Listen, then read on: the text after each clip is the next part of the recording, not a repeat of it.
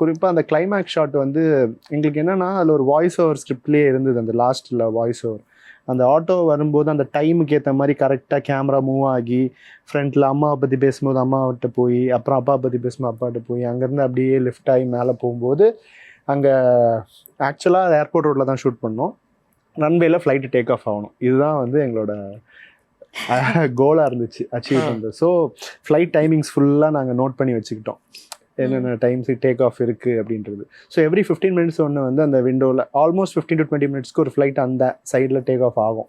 So அதுக்கு sink பண்ணி போனோம். முதல்ல ஒரு 10-15 டேக்கு சொதப்பல்னா ஏன்னா ட்ரக்கு நாங்கள் அது வந்து ஒரு ஜிப்பு ட்ரக்கில் மவுண்ட் பண்ணி அப்படி ஷூட் பண்ணோம். கரெக்டாக சிங்க்கு போ டிரைவர் கியரை மாற்றுவார், ஒரு ஜெர்க் ஆயிரும். அந்த ஜெர்க் இல்லாமல் கொண்டு வரதுக்கே ரொம்ப அட்டெம்ப்ட் ஆகி கடைசியில் டேரக்டரே வண்டி ஓட்ட ஆரம்பிச்சிட்டாரு. நானே பார்த்துக்கிறேன் கியரே பார்த்து ஆரம்பிச்சிட்டாரு, அவர் வண்டி ஓட்ட ஆரம்பிச்சிட்டாரு.